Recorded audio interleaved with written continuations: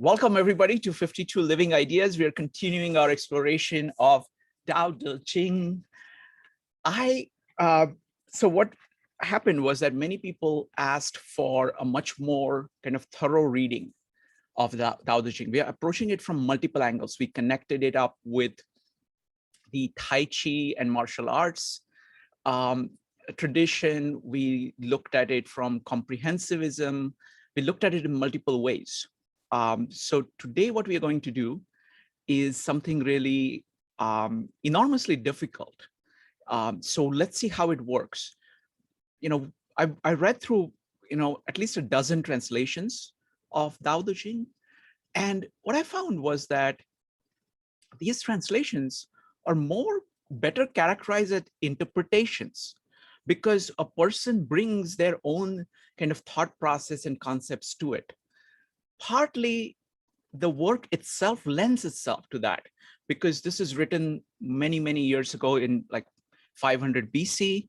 It is written in a different culture, and it is written in a very different script, which is very metaphorical as best as I understand it. So it is capturing things, but translating that into English is a work of interpretation. So what I want to do today is is actually exploring multiple translations of a single poem. I always think of them as poems because that's what they are, very, very deep poems. And talking about kind of relating all of them and using them as a way of interpreting and understanding the work. So we will read multiple translations. Please keep your favorite translations handy. We're covering only 1 through 5. And we'll start with the first one, and then we will take a feel of how we're doing on time. So we may not cover all of them. Then I will take a vote for which ones you want to focus on, and we will focus. So we'll definitely take one, and then we will vote for the remaining ones, and then we will go in the order of preference of everybody. And we will start because I want to give adequate time to each. So let's start with first one. I'm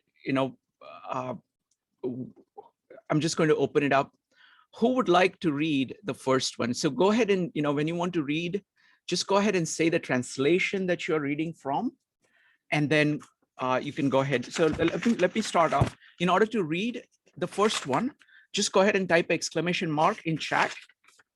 The translation that I found useful so far, the plan that I have used in using translations is that I look through translations and tried to find the translation that spoke to me most, kind of that poetically captures, because in some ways, role of a translator is enormously hard. You kind of have to rise at least halfway up to the person who has actually written the original work. You have to understand it deeply enough to be able to express. So it is a work of artistic genius to do a great translation of any work, and definitely this is true for this. So let's start with Jason. So we'll go Jason, Evanique, and then me. Jason, could you go ahead and read whichever translation you want? Yeah. Just tell which translation. I'm reading this one. Okay. I don't see people will do this one. It probably also online. I just try to find it. And the reason I choose this one, the person is a Chinese called Jiang Wu. Okay, many years ago, he's a scholar from Taiwan and come to America to study. So I think he has understanding. He rooted in Chinese culture and they study in kind of like my background. That's why, of course, it's very biased because it's similar to my background. That's why I think his translation makes sense. Okay, I don't have to explain, but please, so you want me read the first chapter? Yeah, just the first chapter. Okay. I just have to say, when I read it, I have a Chinese in my mind. So okay. So Dao can be talked about, but not the eternal Dao. Names can be named, but not the eternal names. That's the famous two sentence. Okay, then going on. As the origin of heaven and the earth, it is nameless. As the mother of all things, it is nameable. So talk about nameless and the nameable thing, two different things. So as ever hidden, we should look at its inner essence. As always manifest, we should look at its outer aspects. Then go to the next pair. As two flow from the same source, though differently named, and both are called mysteries. The last sentence, the mystery of mysteries is the door of all essence. So that's the first chapter. Wow. Jason, can I ask you for a favor? Can you read this in Chinese also for us? Yeah. Just to see what it sounds like. It sounds like this. 道可道，非常道；名可名，非常名。无名，天地之始；有名，万物之母。故常无义，以观其妙；常有欲，以观其微。此两者，同出而异名，同谓之玄，玄之又玄，众妙之门。Okay, so that's the in Chinese. Wow. One thing we got lost in translation, most of the people don't catch up, is the first sentence. The Tao can be talked about, but not the eternal Tao. Okay, remember, Tao can be talked. People always say or talk. The talk means Tao. So that means the correct translation should be the Tao can be Tao is not a real name. The name can be named is not a real name. Okay, so that's the way to do it. So correct interpretation could be Tao is equal to Greek sense logos.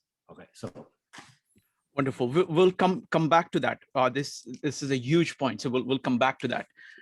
So what we're going to do is, folks, what we're doing is that we're looking at multiple translations and we're using it as a way of interpreting the work.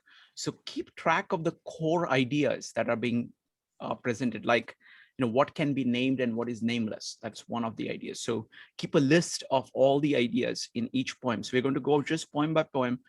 First, we're going to just focus on the first poem, and we'll take whatever time it takes, okay? But we'll always start by people reading their translations. And we will do, once everybody has read different translations, keep making notes about all the kind of points chunked together, like named, what can be named and what can't be named is one point. And all of these different translations would have different ways of saying it. Maybe you will get some new understanding about those things. So collect them all together. Once everybody has finished reading their translations, we're going to go back and say, okay, what are the key points? And then we're going to talk about these things, okay? So that's the way in which we're planning to use these translations as a way of interpreting this work. Next up is going to be Evanique, Brian, Judith, and Donna. Evanique. Yeah, so this translation that I'm reading is The Divine Feminine. And this was done by Roseanne Anderson. She left her job around 1977 and went to China to study not just the Tao, but just immerse herself in a different type of culture. She had like this this nice job where she was teaching at an American college, and she had tenure, and she was just dissatisfied, and she knew there was something more. So she virtually quit her job, and then the next few days went to China. And when she started to translate the Tao, she noticed that there was a feminine aspect, a divine feminine aspect, whereas most of the translations were kind of gender neutral, or just had, a male perspective, because it was mostly men at the time translating. So she's worked on this. So I wanted to find, and I did this because I wanted to find a feminine aspect of it. And not to say that the male aspect isn't great, it is. But I just wanted another perspective. So with that being said, here we go. The Tao that can be told is not the everlasting Tao. The name that can be named is not the everlasting name. Nameless is the virgin of all things. Named is the mother of all things. Free of desire, we see subtleties. Not free, we see only things. The two are the same, yet arises two. The one called dark, dark beyond dark, is the door to all subtleties. Thank you. Thank you, Evanik. Let's see, I'm going to read my translation, and then we will go to Brian, Judith, and Donna. Folks, I encourage you to read translations. If there are two translations you like, you're welcome to read all of them. And for this first round, if you can talk a little bit about what you like about the translation. So for example, I was looking for a translation that spoke to me, where I thought I could get what was being said. And for me, that translation, the first of those, was Ursula Le Guin's translation. Now, Ursula Le Guin is a science fiction writer, so she's a very good writer. And her father was into Dao De Jing. So this copy sat on their library shelf, well-worn, well-used copy of a translation from 1890s. And she grew up with her dad talking to her about it, reading it a little bit. So she kind of grew up with that. And that, plus having lived that, plus the poetic flair, is what I like. So the way you can go isn't the real way. The name you can say isn't the real name. Heaven and earth begin in the unnamed. Name's the mother of the 10,000 things. So the unwanting soul sees what is hidden, and the ever-wanting soul sees only what it wants. Two things, one origin, but different in name, whose identity is mystery. Mystery of all mysteries, the door to the hidden. Next one up is Brian. Brian, go ahead. Okay, the interpretation I've chosen to read first, certainly, is one which I've had for a long time, but only came across again recently. It's written by a gentleman who I can only name as D.C. Lau. Anyway, I'll just read it. Sure. The reason I chose it is because it just, as you say, it speaks to me, but it seems very original in the translation. The way that can be spoken of is not the constant way. The name that can be named is not the constant name. The nameless was the beginning of heaven and earth. The named was the mother of the myriad creatures. Hence, always rid yourself of desires in order to observe its secrets. But always allow yourself to have desires in order to observe its manifestations. These two are the same, but diverge in name as they issue forth. Being the same, they are called mysteries. Mystery upon mystery, the gateway of the manifold secrets. Wonderful. Thank you. Thank you, Brian. Next up is going to be Judith, followed by Donna. Judith. Okay, I'm really enjoying this, hearing all the different ones, translations. It's nice to hear them all, back to back on one verse. Mine is not like my favorite translation. It's the one I got from the library. I had been listening to the Ursula Le Guin, Wayne Dyer on YouTube, and I liked those. And there was another one in my meditation app. So mostly I had been listening. So I don't know what's my favorite, but this is what I'm reading. It's yet a different one by Stephen Mitchell. The Tao that can be told is not the eternal Tao. The name that can be named is not the eternal name. The unnameable is the eternal real. Oh my God.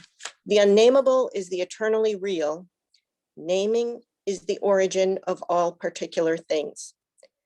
Free from desire, you realize the mystery. Caught in desire, you see only the manifestations. Yet mystery and manifestations arise from the same source.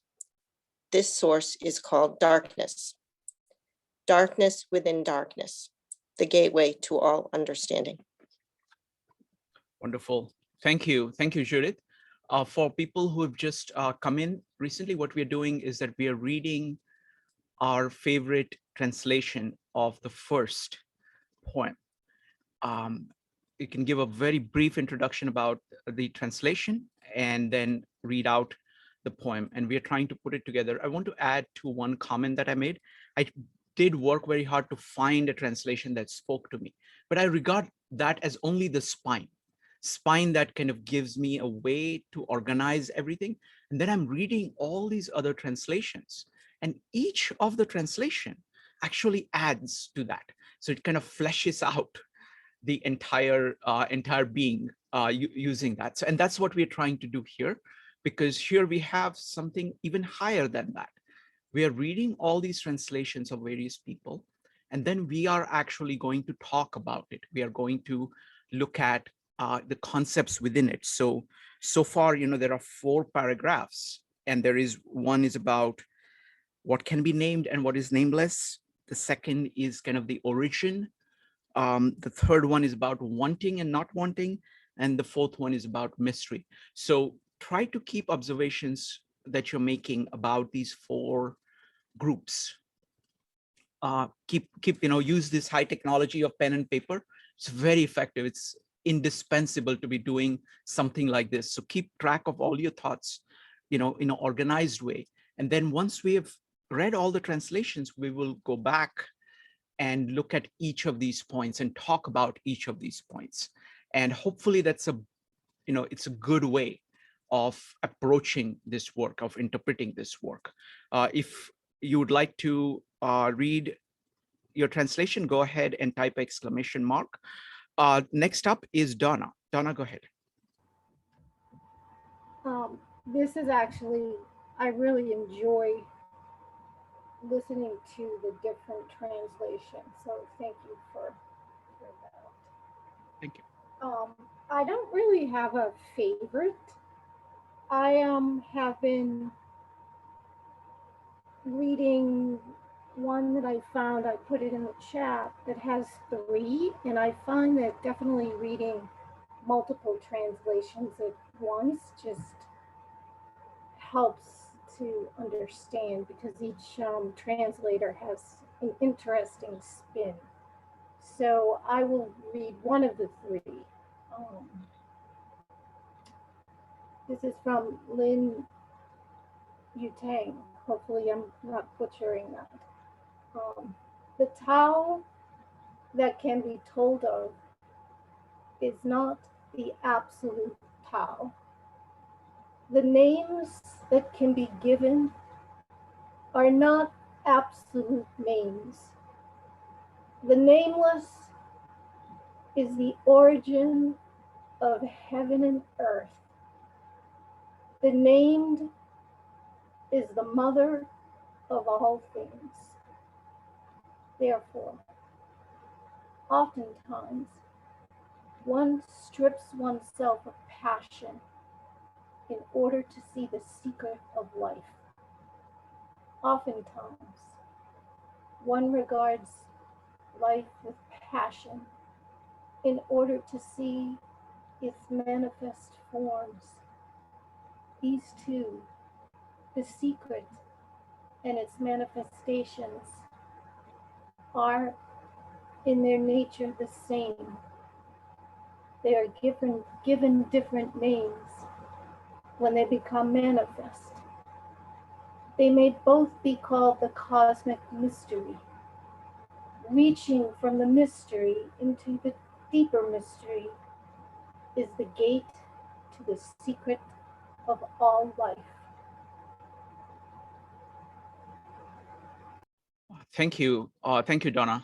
So folks, the other thing is that, this is a very short work, and I found it useful to actually do multiple passes on it in multiple different ways. So I listen to it, I read parts of it, I kind of go over the entire thing, I write my own versions of it. So all these kind of multiple iterations are the way in which you're actually talking to Lao Tzu in order to understand, what is being said.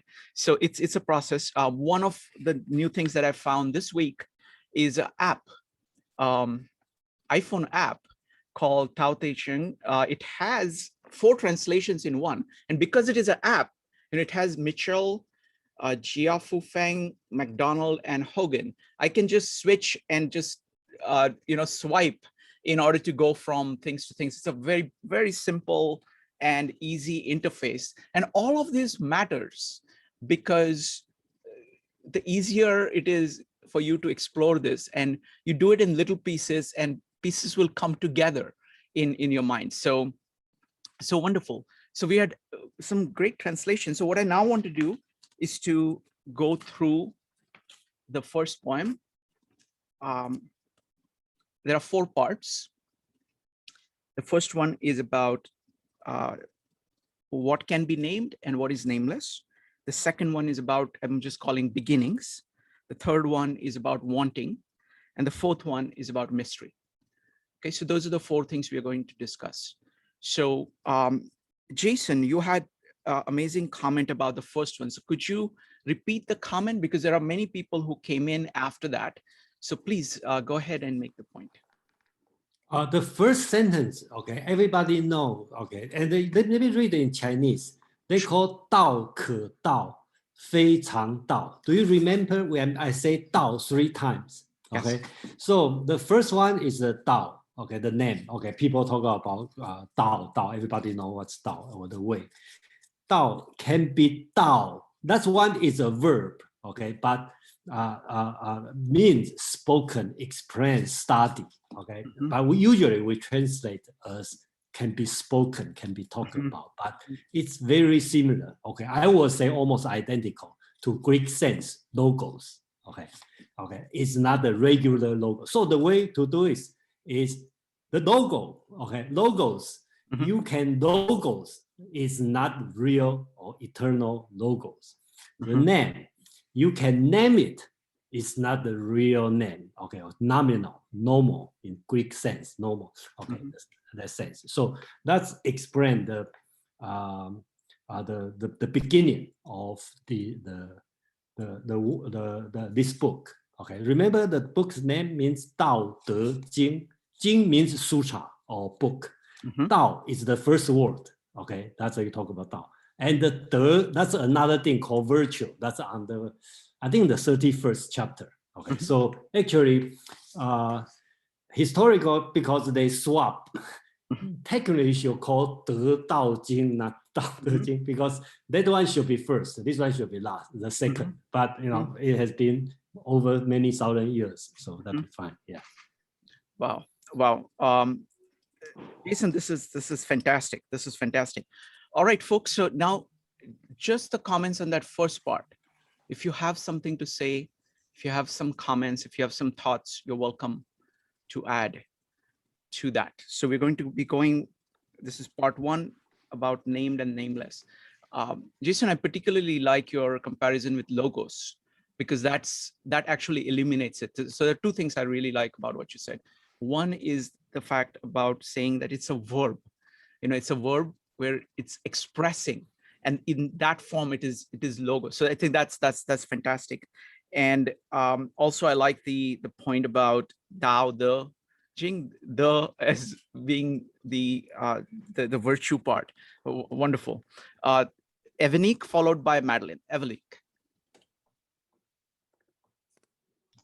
Yeah, one of the things I noticed about that first part is when it talks about what is named the Tao that can be told is not the everlasting Tao, and then the different translations where it talks about you know, if you can name it, it's not the real Tao, essentially. And what I thought about is how we try as human beings to organize spiritual things or put spiritual things in our own mindset. So we try to name him or name something that's nameless. I think in Genesis in the Bible, it talks about a God being this nameless space thing. But we tried to name it, and I don't know if it's because that's the way our brains work, or if it's just something that helps us to understand.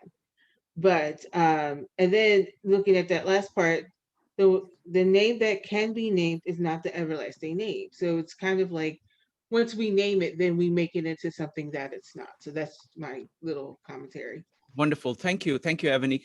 I like the term manifestation and connecting that with named. So like when you can name something, it is something particular and you associate a whole bunch of things with it.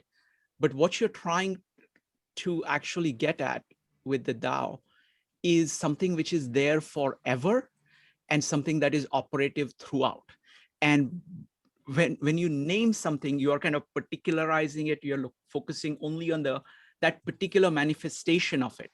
And you're and in the act of doing that, you are likely to lose contact with this kind of infinite capacity that nature has of affecting things. So that's how I see it. Thank you, Evanik. Next up is going to be Madeline, Jason, David, Maritza, and Kevin. Madeline. Yes. Hi, Shrikant. Hi, everyone.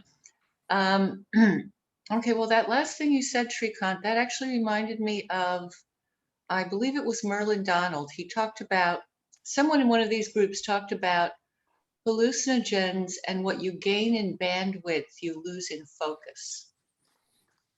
And so in a sense, that's what we're talking about here. With the nameless, it's all bandwidth and no focus.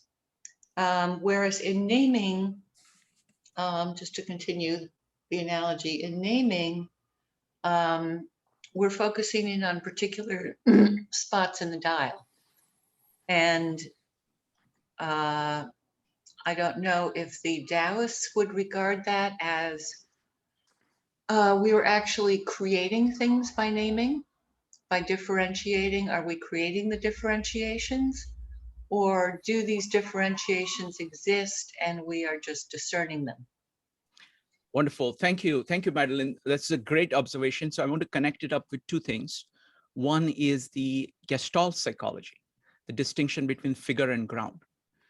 So figure is whatever it is that is focused, that is in the focus of your attention.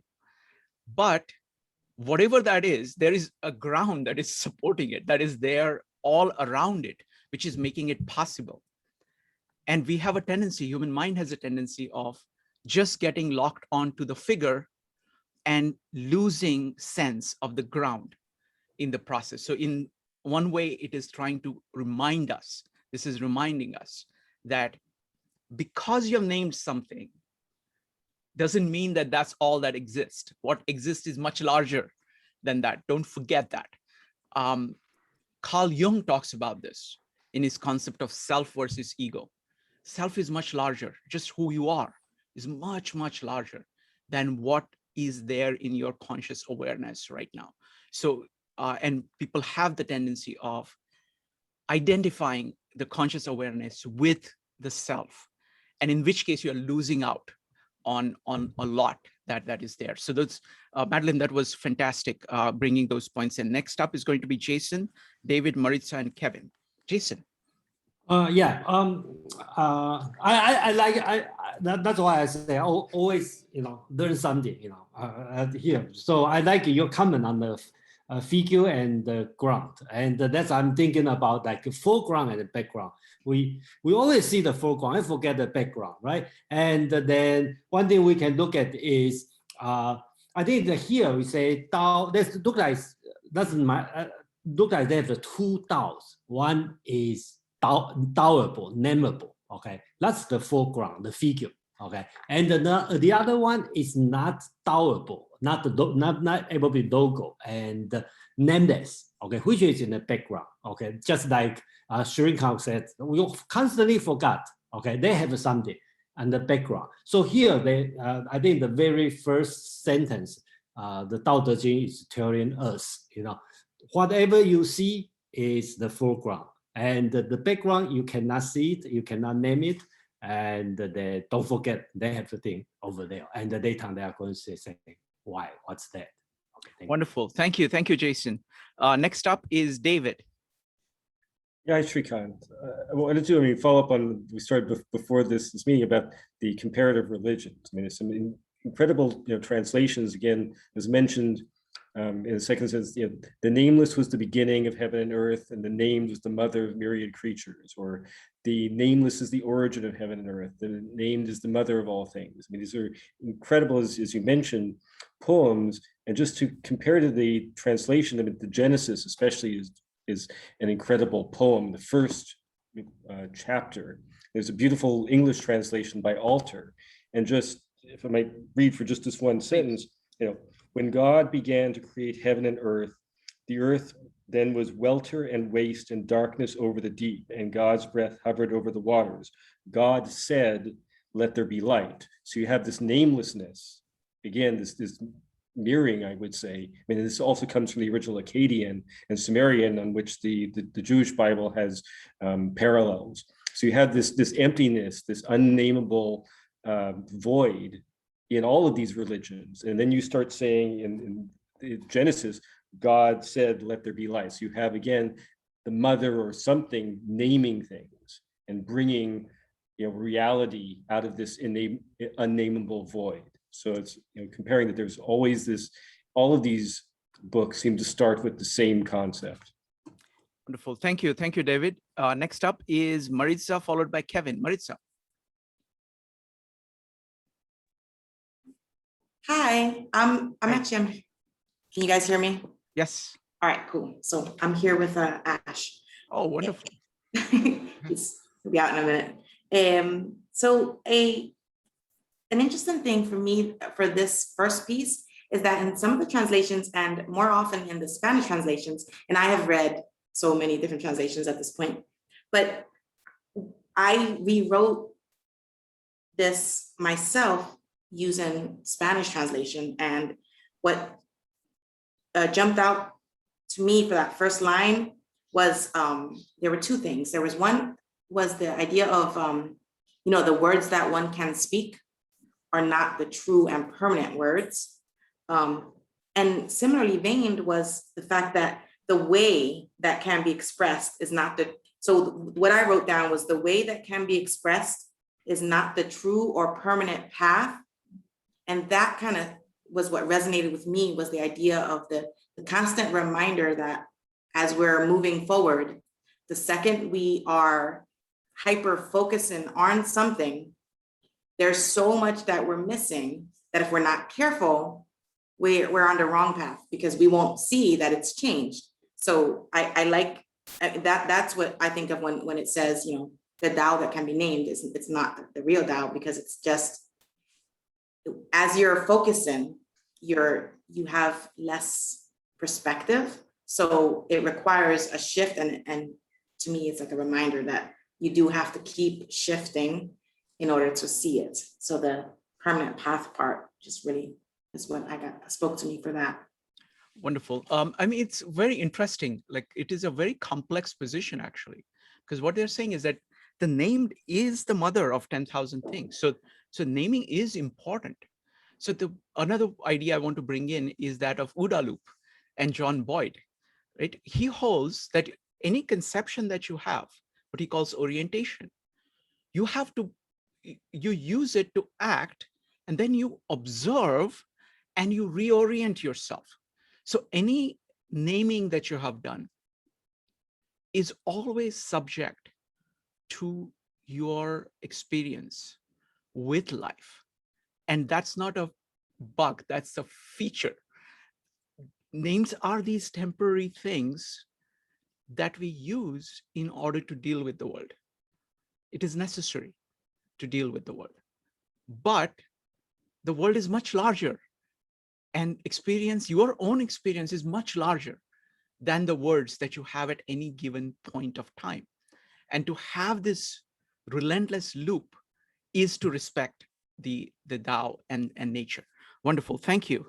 Next up is Kevin, Madeline, and Jean. Kevin. Hey, good morning here. Yeah. Good morning. And I got to, here.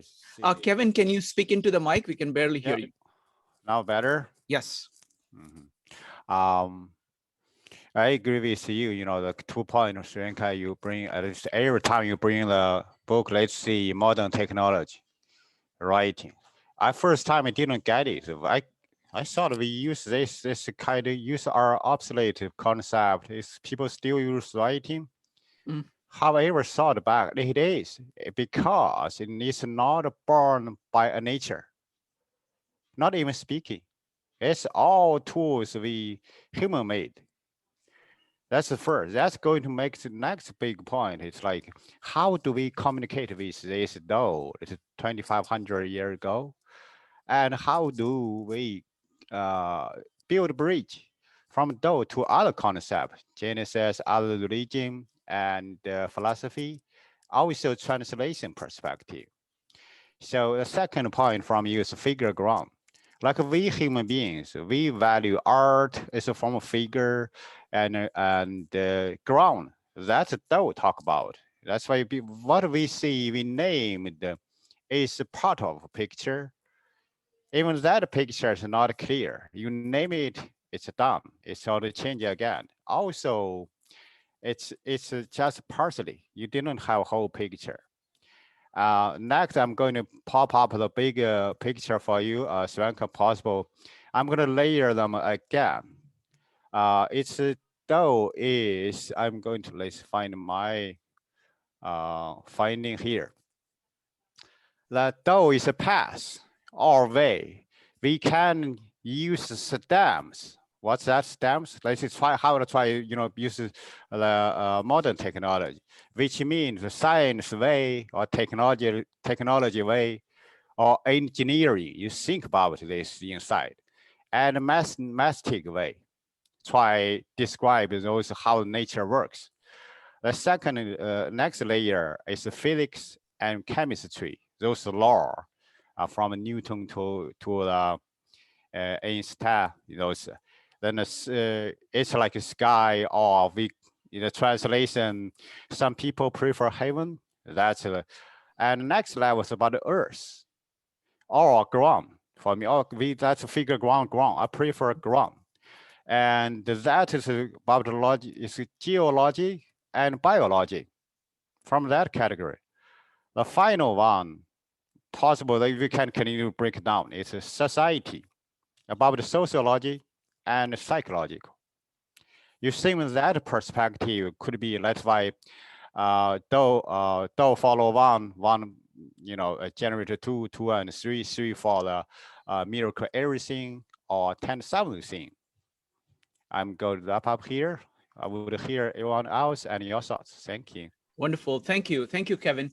That's definitely my favorite of these poems, number 25, which lists all those four greatnesses, because that provides me with that for me, it's like summarizes the whole picture of what this entire philosophy is about. And thank you, Kevin, for your comments. So I'm going to, next up is going to be Madeline, followed by Jean. And Kevin, we will go ahead and address all of these, as we go on. What I want to do is that I want to do the discussion in a structured way. So right now we're just let's focus on just the kind of named and nameless point. And then we will go to kind of beginnings point. Next, we'll go to wanting. And next, we'll go to mystery. So Madeline, followed by Jean. Madeline. Yes, I just thought I would draw another analogy from quantum physics. I think everyone probably has heard of the particle wave experiment, where something exists, basically the energy exists in a kind of suspended state until the experimenter observes it. And that this effect is also retroactive in time, weirdly enough. In fact, the more you learn, the worse quantum physics gets, the less clear it becomes. But my point is simply that the act of naming or discerning could also be seen as the act of observing.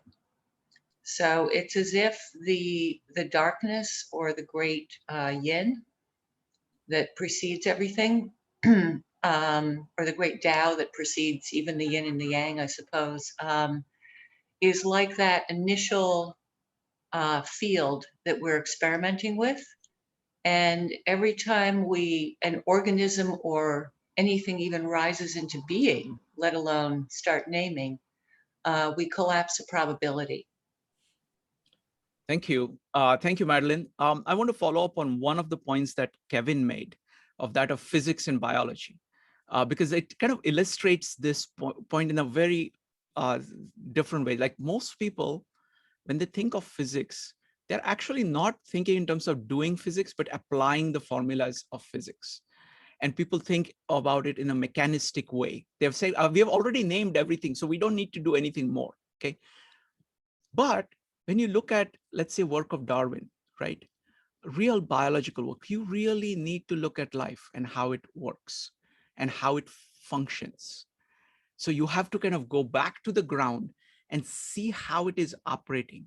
And there is and life will keep throwing those things at you, which, showing the kind of incredible richness and fecundity of life. So if you want to see this, the changeability and the variability and the magnificent variety that is possible in nature, life is a very short, is a very simple way of looking at that. Next up is going to be Jean. Jean, go ahead. Yeah, so I think the 道可道非常道 that means a name can be named. I think because when we give a name, it's most time it's just a symbol. So we use different type of symbol to represent the nature of reality. Just like we use word and even movies and also map. We use map as orientation. I remember, so I think that's why we discussed very earlier about the importance of first-hand experience versus second or third-hand. Because when the second-hand experience, usually the symbols, people try to use the symbol to describe their own experience, first-hand experience. But when you read it, you only get a very small part of that. So you don't really get the full picture.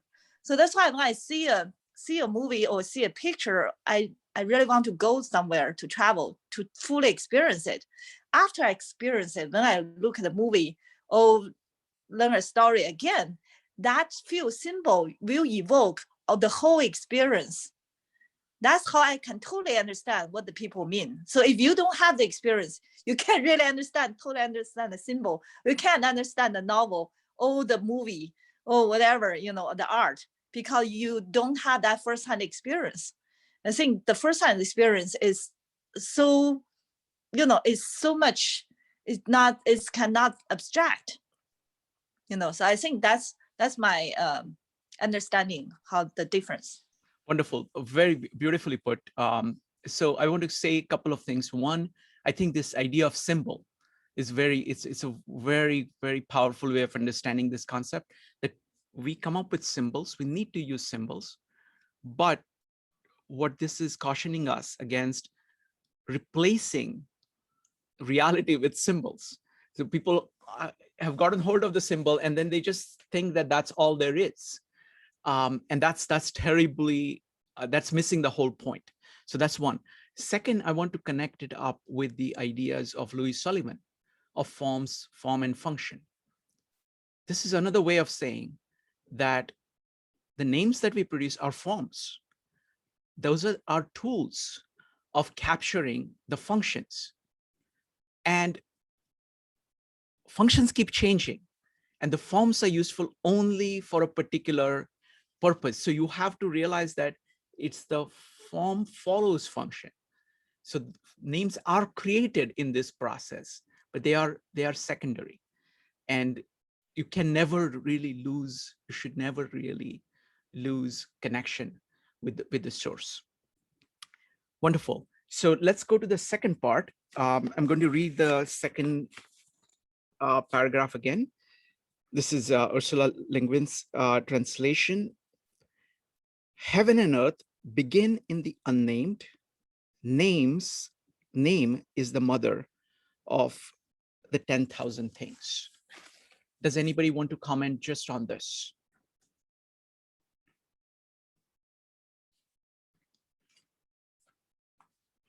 If you want to comment, just go ahead and type. Jason, go ahead. Yeah, I think this one basics is just continue from the first one. That's my my understanding. The two Daos. One is nameless, one is nameable. Okay, so the mother of the all thing or thousand thing basically consider as don't take as mother, consider as the source. Okay, so the source is the nameable things. So that's generated things, and the origin, okay, of everything is nameless thing. So that's reflect. Can you repeat your sentence? What is? I didn't get that. Okay, so the first sentence talk about the origin of heaven and the earth. Okay, so in Chinese, heaven and the earth means the world. Okay, so if you want to take a Heidegger's term, that's the worldhood, the word of the worldhood. Okay, so that's the heaven and earth. That's the origin. The origin is nameless, is not able to Dao. Okay, not able to talk about. Whatever we do, all the science research, everything, that's the mother of 10,000 things. That means the source of everything in the nature. Okay, so the source, we are studying that. Everything we are that which one is nameable, it's a Daoable. So that's the thing reflect on the first one. And I'd like to what David talked about, continue with talk about compare this one with Bible, the Genesis. Okay, but I also like to compare with John. Okay, in New Testament, John first, right? John first, they said in the beginning, in the beginning of the world, in the beginning of the world, right? The word is was with God. Okay, this one, the word. Okay, with God. Okay, this one is the nameable word. Okay, and the second and the word was God. So that's the first word is unnamed, is nameless. Okay, the second word become God, which is Jesus. Okay, you can see it. Okay, so look at it. Our English translation say word. Okay, but in Greek version is logo. Okay, when they translate to Chinese, they use Dao. Okay, the word is Dao. Okay, so that's I like to reflect it. So everything match up, in this system. Wonderful, thank you. Laura, you have a comment about this second paragraph?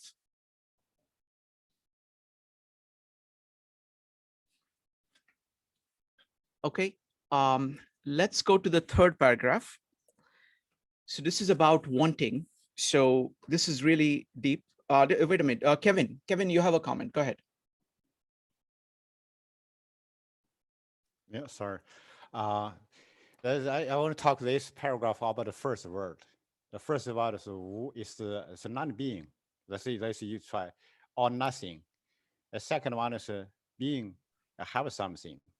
That's the relationship. Being is from non-being. That's a big thing you extract. Let's see, from the like a whole world, like Jason said, it's a beginning from a non-being. Think about the Big Bang, right? From that perspective, there's nothing based on current knowledge. That of course we can track down later on. Another one is if we have some kind of name, that's the mother of nature. That's we talk about the figure and the ground. That's the next level. Thank you. Wonderful. Thank you, Kevin. Great point. So let's go to the third verse.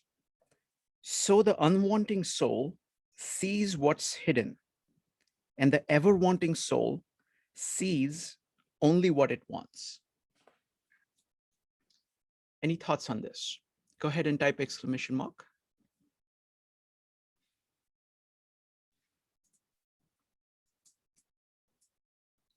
Evanik? Yeah, that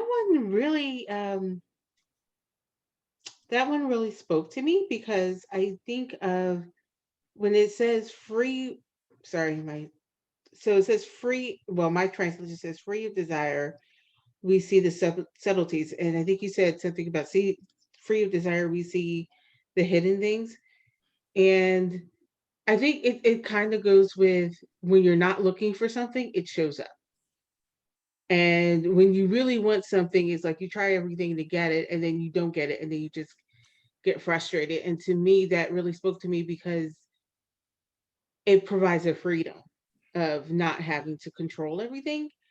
And I'm the type of person that likes to control a lot of things and thinks that things can be controlled. So when I read this really freed me because it's like freedom of desire. It's like accepting what I have right now will get me to where I want to go, and just loving, like being present is what I equate it to. Is like being present in this moment, not looking for anything, just enjoying this moment of being human. You know, it's a verse in the Bible, Matthew, I think I want to say 6, where Jesus talks about, this day has worries of its own. Do not worry. God clothes the flowers and takes care of the birds. Will he not take care of you? And I think that's what it means to be free of desire, knowing that God is going to take care of us. But then seeing the hidden subtleties, because now you can go deeper because you're not worried about those things. So that was my interpretation. Thank you, Evanik. So I want to say, I mean, this is another way of looking at it, is looking at, Daniel Kahneman's ideas of biases. Like if you come at a situation, say, wanting something, expecting something, then you have the confirmation bias of seeing only that just supports it. And so I see this as being kind of truly open to nature, or kind of being free of preconceptions. So it's connected with kind of at an epistemological level, psychological level. It's about not being hung up with whatever you have in your head emotionally and at idea level. And that is a prerequisite, because if you do that, then you're going to see only what is conforming with that. But if you don't do that, only then you are really open to the world. So you will see what is there. Thank you. Next up is Jason, Maritza, and Jean. Jason. I think Evanik and Shrinka just talk what exactly I want to talk, there's especially Evanik, she talked about, I think it's a very Zen Buddhism thinking, right? If you have intention to get something, you miss something, you only see what you want to see. And if we have no intention, no desire, then everything will become clear. I'd like to take a little bit big picture on this one. If you read the first one, basically tell me what is Dao, what are Dao it is. The second one, that tells you where from, whence. Where is from? Is the source, is the mother. And this one tell you how, okay? How are you going to understand this one, okay? With desire, without desire, okay? And the next one is going to tell you about where to, okay? What are you going to do? Or what's the purpose of doing this? I think that's the layout on. Can you repeat the 4 words again? The 4 is where to, okay? What's the purpose? Teleology question. Okay. What was the first one? What was the second one? What was the third one? The first one, I think, is that's my interpretation. Okay. So the first one talk about what is Dao. Okay. The second one tell you whence, right? Where from? Where's the source of this one, right? And this one, the third one, talking about how. How are you going to understand? How are you going to know it? The next one is the answer the teleology question, right? What's the purpose of this? Okay, so basics that we can look at in this way. So beautiful, beautiful. Thank you. Next up is Maritza, followed by Jean. Maritza.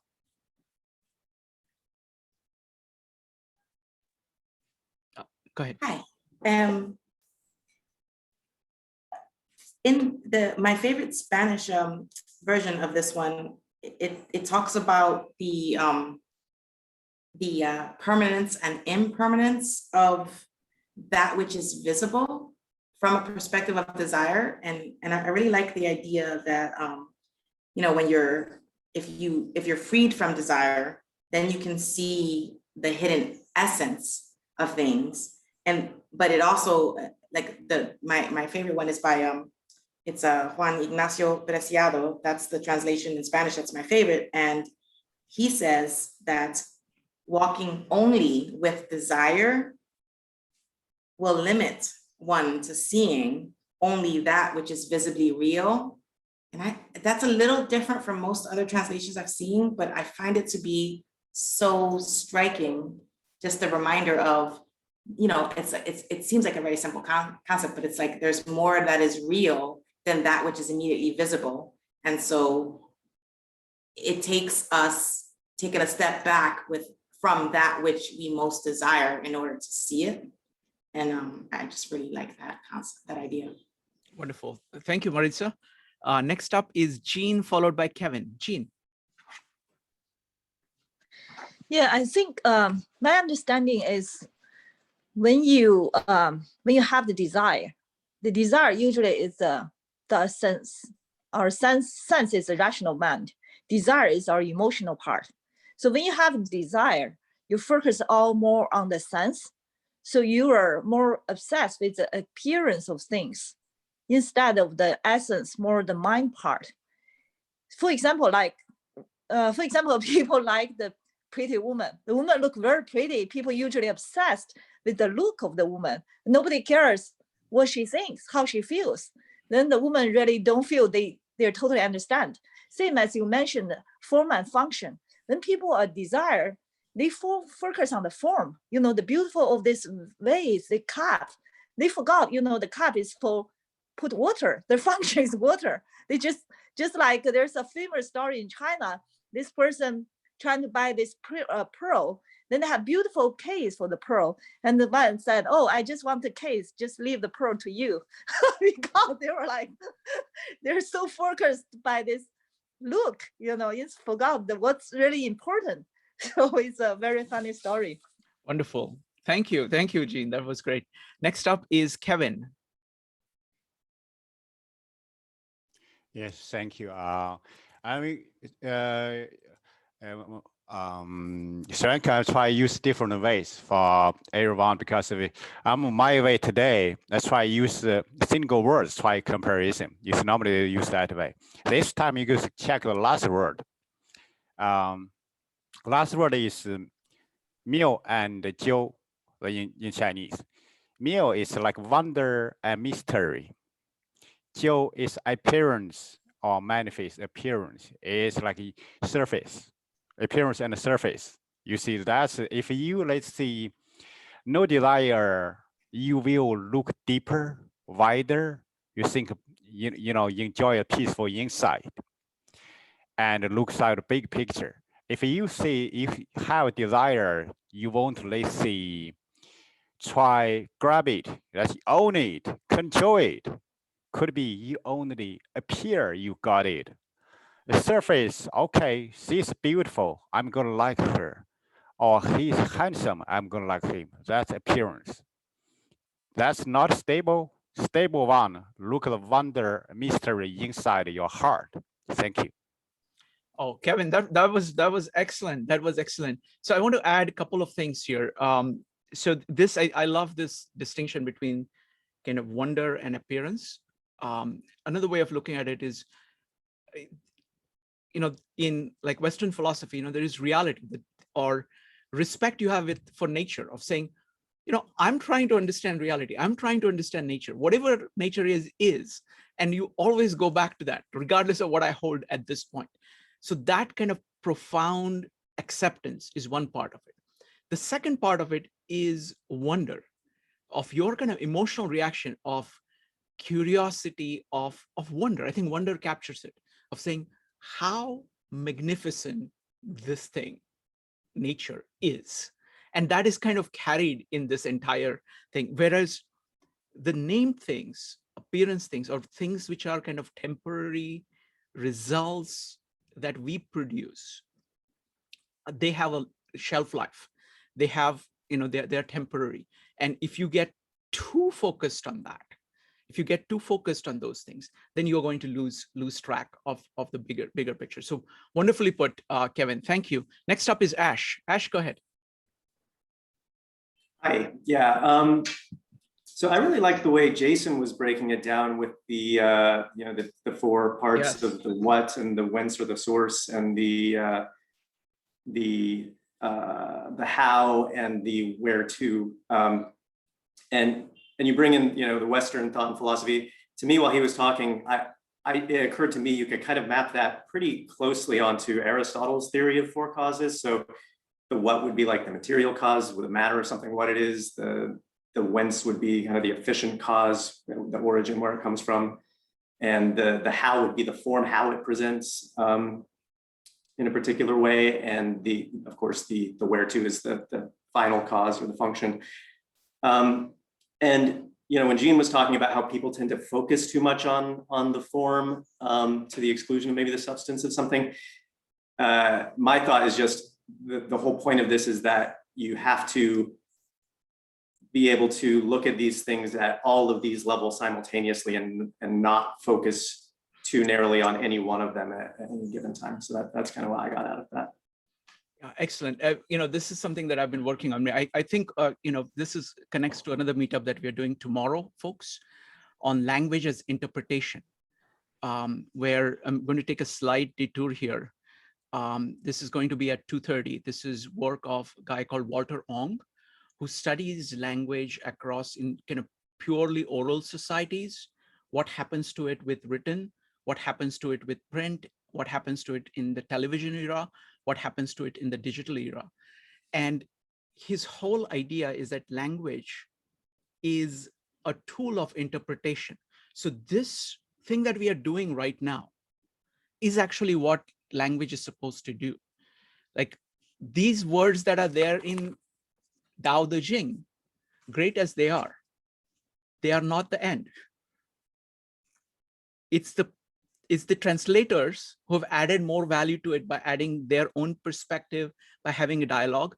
We are adding even more value to it by ourselves reading multiple translations and then talking about them, then listening about them, and then commenting on that. So this entire process of kind of multi-level interpretation, of having a conversation, that flow, shaping the words, is the thing that creates value in names. So it's that flow. He calls it the interpretation or hermeneutics.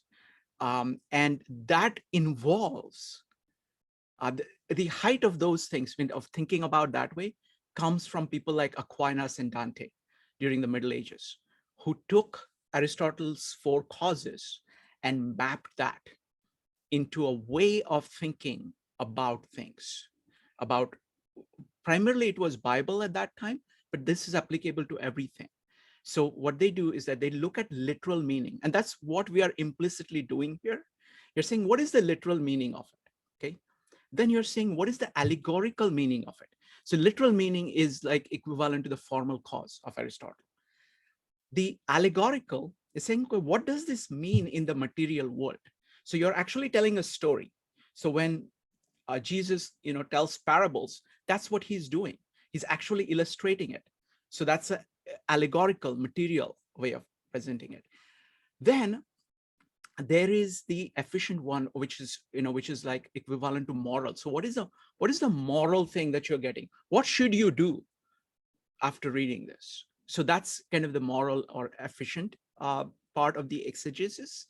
And then there is the anagogical or the final. You're saying, so where is this all going? What's the purpose of it? Towards which everything is going. So implicitly, we are actually doing something like that over here. And that's what my whole purpose was, to actually have a conversation. And I think I'm completely blown away by the conversation so far. Okay, because it's just so much richness and so much kind of organization. We are leveraging many things. We are leveraging the greatness of Dao De Jing first. We are leveraging the great work these translators or interpreters have done. And then each of us have taken that in, and we are talking about it kind of systematically. So thank you, folks. Next up is Judith. So I kind of saw it a little differently, Shrikant, because when he starts by saying, you can't use words, basically, or as soon as you have used words, they may point a direction, but as soon as you like I read some little history, and it was like he was leaving town and somebody said, give us some wise words before you go. And that's how that's the legend or something, that like, that's when he wrote this or said these things. But, you know, I feel like if people are looking for understanding the way or whatever, that if we put a intellectual, you know, logos, you know, word requirement on it, then we're already probably excluding something, and that wouldn't be the way. So I think the whole thing is like a reminder. I'm going to give you these words, but I'm going to show you the opposites. I'm going to show you this way, and I'm going to show you that way. And I'm going to remind you constantly that if you're thinking short, that's defined by long. I know I'm going to a different place here, but like, I just think that this whole first section is like cautioning us not to put too much value into the words that we speak and the analysis that we do, and that those who don't have the words might have the way. So that's all. Okay, I agree with everything except the last sentence. Because you have to understand that he actually wrote those words. And he is cautioning. Everything else I completely agree with, because what it is that he's saying that you try to name things, but this process has limitations, has very severe limitations. Don't forget that. He's saying that naming is the name is the mother of the 10,000 things. You can't make 10,000 things. You can't build rockets without words. Okay, you need words for that. So it's not against words. It is about talking about nature of words. It is nature of naming, and to respect reality more than the names. What he's saying is that reality comes first. The nature comes first, and be true to that. And only then these 10,000 things that are produced, even those 10,000 things are manifestations. You know, all our lives, they are manifestations. Again, don't take those things too seriously. You know, look at them always in the perspective of everything that is possible.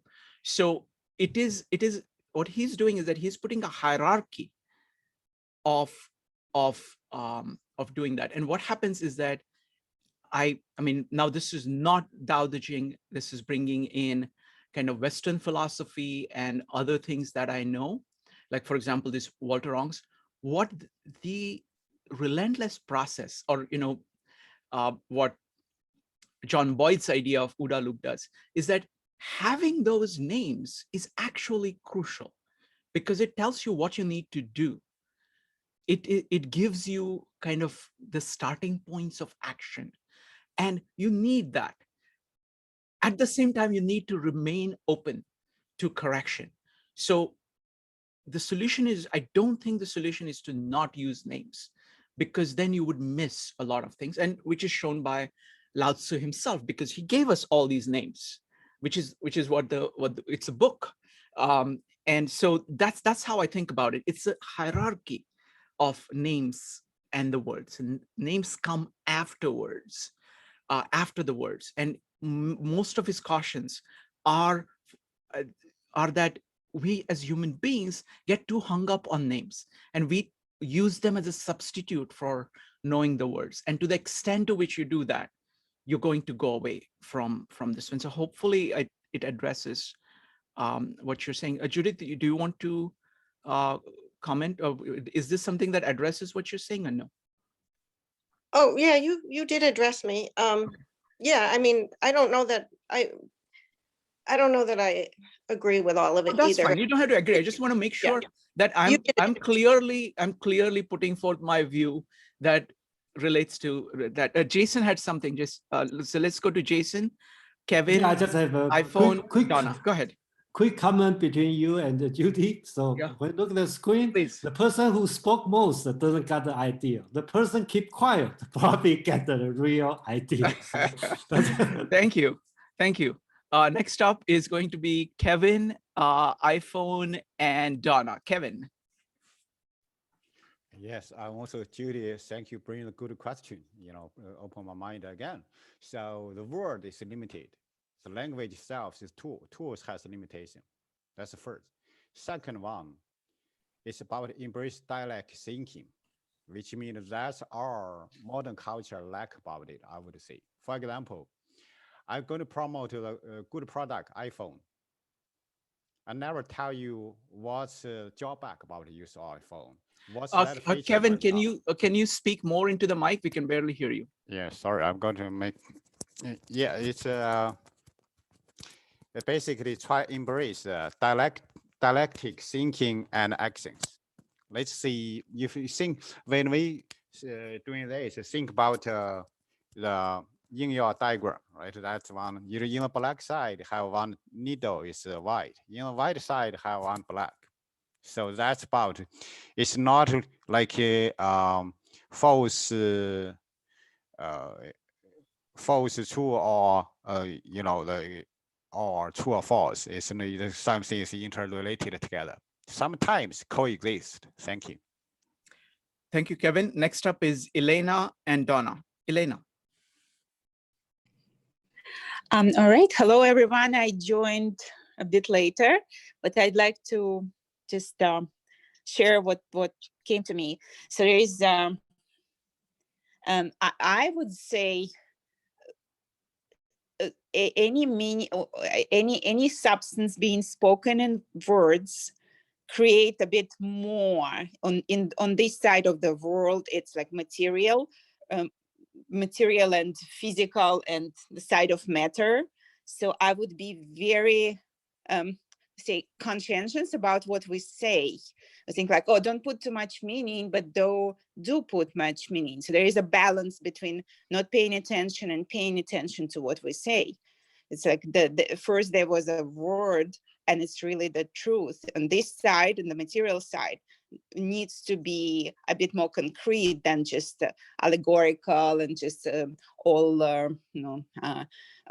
abstract and such. So they should be like we're creating substance with speaking, because of speaking leads you to additional chain of thoughts and actions and intention, and that creates the reality. So what came to me is just there is of course balance of how much of energy you put into what you speak, and how much you disregard, and how much you take as the creating productive force in this world. And again, it's thank you. Thank you, Elena. Again, I want to point out that we're going to be discussing these themes in detail tomorrow at 2:30. So for example, one of the things that we are discussing is the difference between logos as seen by people like Plato versus logos in Bible. So for example, Plato argues strenuously as logos as opposed to mythos. So he's saying that mythos is bad because it's a poet, and he wants to actually ban poets from his republic because they tell stories. And he says, no, you just have to do logos. Whereas if you look at Bible, logos and mythos go together. Logos is a way of using the word, and mythos is a way of telling a story that supports what the word is actually illustrating. So the connection between that. So we're going to be exploring this. This is a huge topic of names. It's not a minor topic. So for example, this is an issue of relationship between conscious mind and the unconscious. So for example, people like Carl Jung talk about the self and conscious. And he is saying that he talks about the magnificence of the self, and which is very equivalent to similar to what Dao De Jing is getting at is the nature of Dao. It has the same kind of feel to it, same kind of nature, same kind of as being the source of everything. At the same time, he's a big fan of the conscious and of making as many things conscious as possible, relentlessly, as a way of actually, getting to the self. So there is this is enormously complex topic. So I look forward to discussing it in multiple different ways. Thank you, Elena. Next up is Donna and Dave. Donna. So I'm going to build on what sort of has been spoken by everyone. I love the idea that Judith brought up about the non-words, which I think is the deeper, the two selves, the two points of origination. So, and you brought up conscious and unconscious. So the conscious self, the words allow the conscious thinking self to absorb the words and find meaning. But at the same time, there is the unconscious self that takes in the words without thinking about them, which is a beautiful, deep, you can't even put words to it, which to me is the Dao De Jing is almost wordless, but the words help our conscious moments. Wonderful, beautifully put, Donna, beautifully put. Thank you. Next up is Dave, followed by Maritza. Yeah, good morning, Shrikant, or I'm sorry, it's morning for me, afternoon for you. I apologize, I was at a meeting and just got away. I did want to discuss number 2 if you haven't. The number 2, no, we are just doing number 1. We are on the 3rd paragraph of number 1. The thing that we are discussing is the paragraph. So the unwanting soul sees what's hidden, and the ever-wanting soul sees only what it wants. Okay, we will come to the second one soon. Yeah, put me on hold then. Thank you. Sure. Thank you. Next up is Maritza. Now that you just reread that, I may be jumping ahead a little tiny bit here. That's fine. So it was something that Donna said that had me think of. So the concept of the fact that desire and not desire, it's not actually two separate things. It's the same. And the way I translated it was that these are but two sprouts from the same source, different only in name. And it's in my favorite Spanish translation, the way that it's presented is that they are two little seedlings that have originated from the same source, because the soil, even soil that is separated, it's all covering the same, the same earth. So it's all technically one thing. And so it says that the way in which the translation states it is that it reminds us that these two separately seeming concepts are still forming one reality because they come from one origin. And, I really like the idea that just that visual just really brings it home for me. The idea that, soil in, you're in New York right now, I'm Curaçao, but we're still, those grains of sand or dirt that we find, they ultimately are all part of the same ground, even though it's separated by distance. And I just really, I like that reminder that it's all the same. It's just a little different. We call them different things, but it's the same thing, same source. That's a fantastic point. Fantastic. I think Dao De Jing is full of that. Like, for example, even the names, right? What we're saying is that names, like we're talking about name versus nameless, right? Both of them are there and they kind of flow into one another. Like a name is a way of kind of focusing on the figure. Nameless is a way of kind of bringing back the ground. If the process of focusing on the figure loses touch with this nameless part of that brings in the ground, then it is lost. Any process which has no way of actually focusing on anything will not be able to do much, because focusing, into direct your action needs some kind of focus. So there is a dance between this named and nameless that is necessary. And there are it's a dance. I think dance is the best way of capturing that, because there is a give and take. And there is like, yes, this was proper at this point, but this point is completely wrong.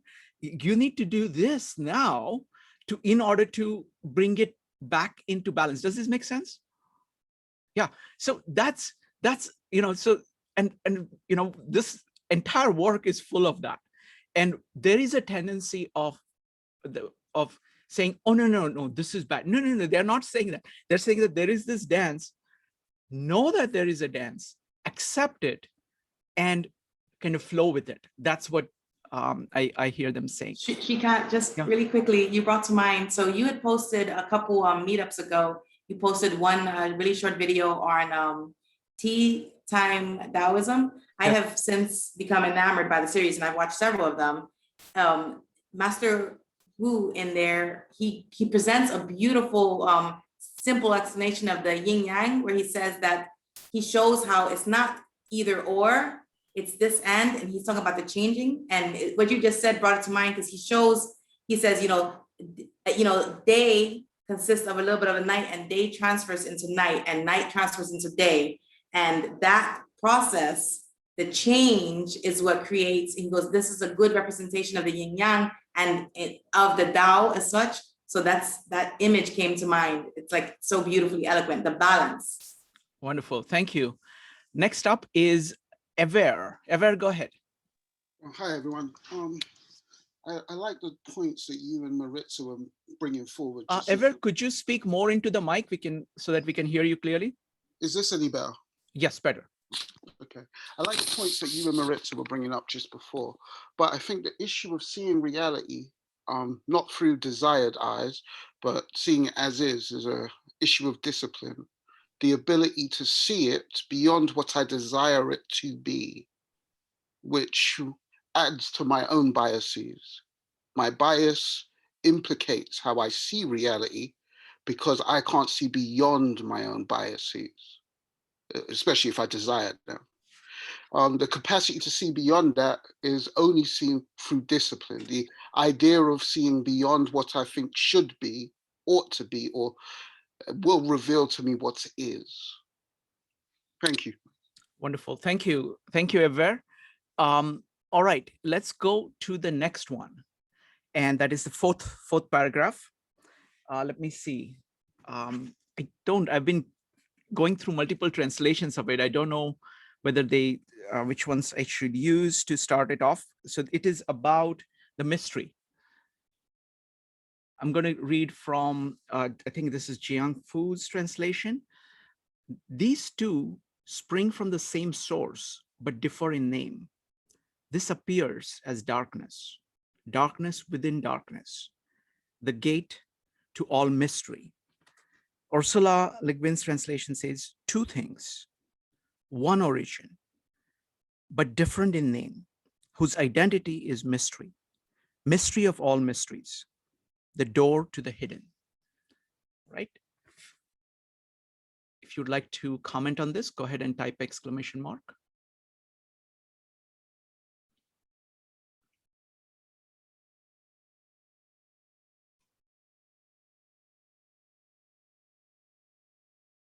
Right, who'd like to go first? Jason, go ahead. I noticed here there's a couple different translation about the mystery, and some translation talk about dark or darkness. Okay, I just give some background. In ancient Chinese, mystery, that word mystery also means the color dark. Okay, but there's a very red close to dark, very red, dark with a little bit red. That's the color. But in today's sense, most people take this word as mystery. That's why sometimes you see translation as mystery and the dark. So they have the source. And second thing I'd like to point out, I remember Shrikant, your translation talk about the darkness, but the end talk about the gate of all mystery. So I'd like to point out in the original words, they all use the same word. There's no difference between dark and the mystery. Okay, so that's the thing I'd like to point out. So that, wonderful. Thank you. Elena.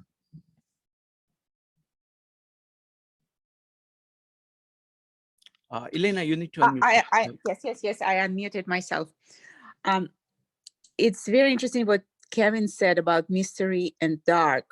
So the dark, it means what came to me is that it's no substance, it's the space of possibilities, and there are two meanings or two names to whatever is, say, and it comes with a choice. So I'm just bringing up an example.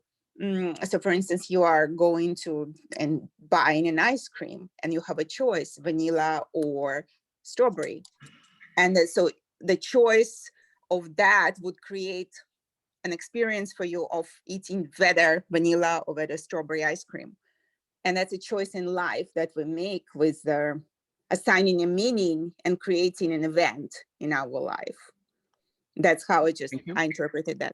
Thank you. I mean, this is a very tough paragraph for me. I mean, it's because it's talking, and I really like Jason's point about this. I mean, I want to talk a little bit about that.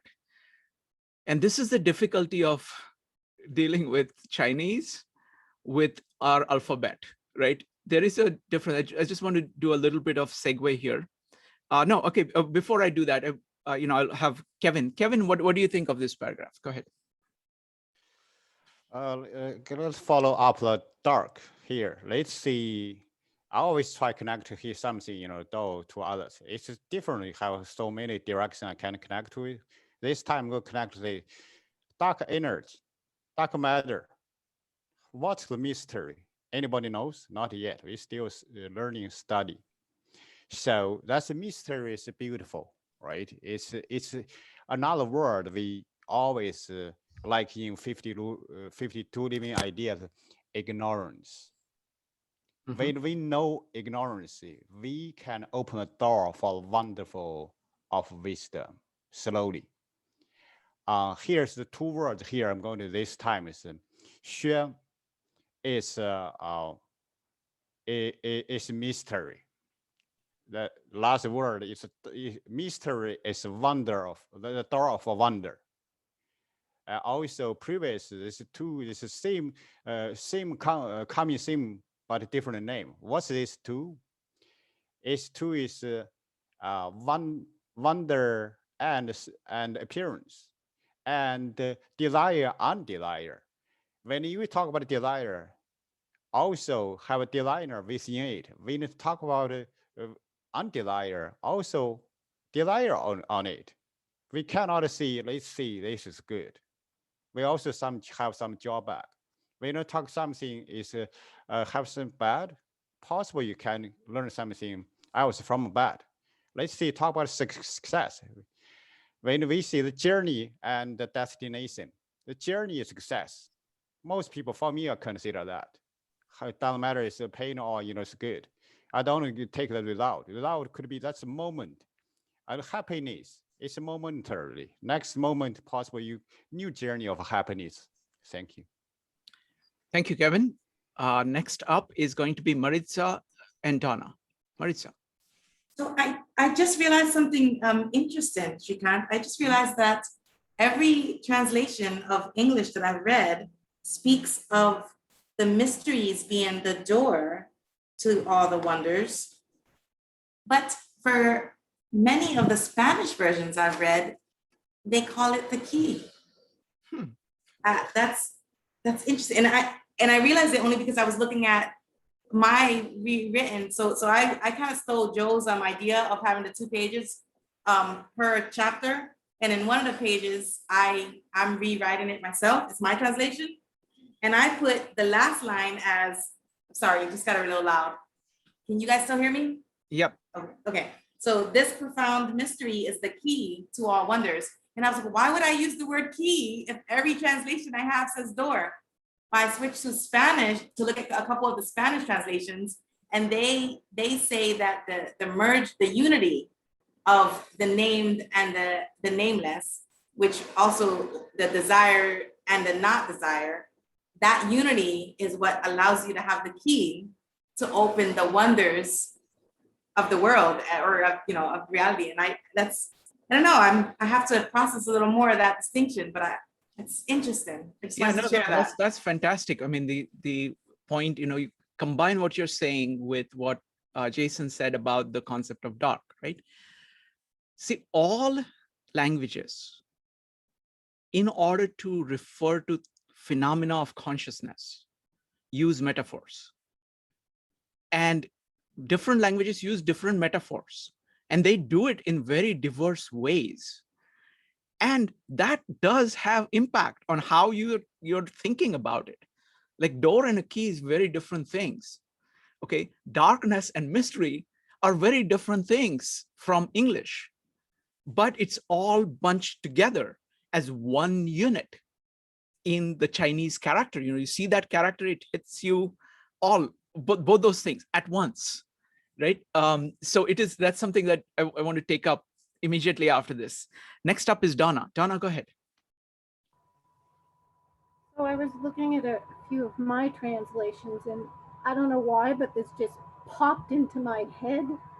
But this paragraph makes me think that it's about life and death, and that life and death is one.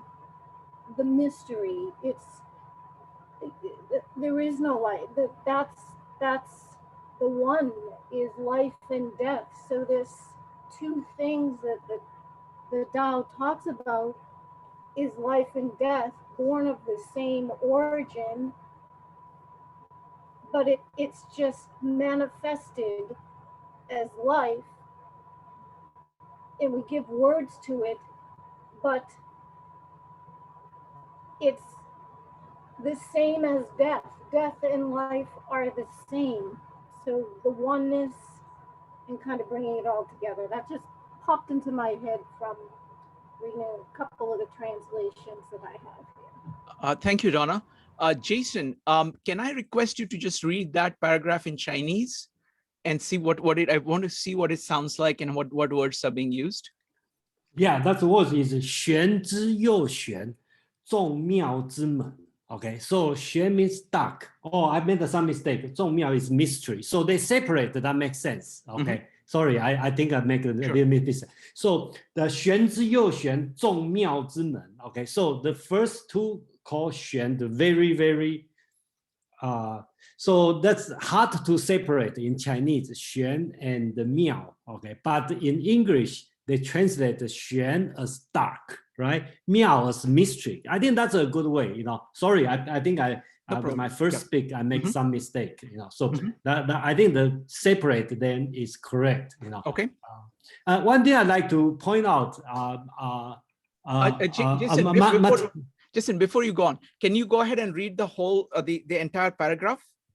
The entire in Chinese. You mean the entire chapter one? No, not the entire chapter one. The fourth part, where it starts with. Oh, the fourth part. Okay, yeah. That's 此两者. That means these two. Okay, 同出而异名. That means they are from the same source but naming different.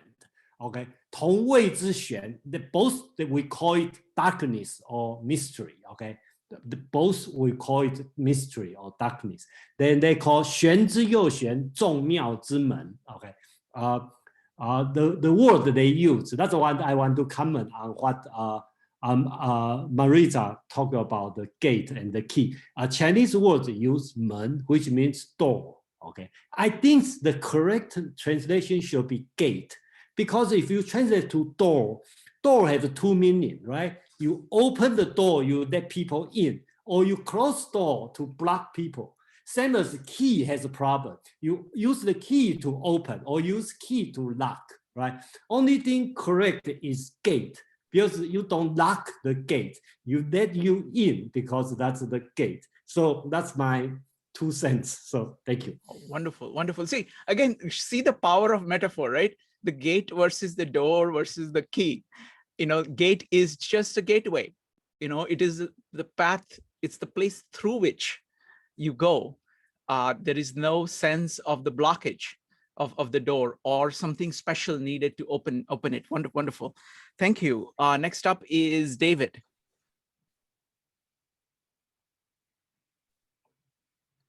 Yes, Shrikant. I mean, again, it's reminding me of, well, two things. One, the great comments by Jason and the discussion about dark and red.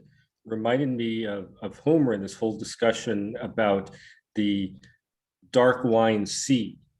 I mean, this whole concept of in ancient times, what was color perception, visual perception, and that you have this incremental evolution of the description of colors, and that very early on there was no blue, and there's this whole discussion of color blindness, but that talking about these early colors, you have this progression of red and then green, you go through the spectrum, and then blue is very much dark, or you have red dark, and again, getting also that reminded me then again of this in the Hebrew Bible, in this of Genesis, and again this concept of separating darkness from light. I mean, in this first poetic paragraph that you're talking about, here is this, and that in this paragraph, you also have this gateway, this doorway from darkness and separation, and what the future and what you can learn in this new place. So those are the two things that struck me.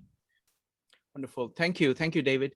Laura, you had a comment on this fourth part.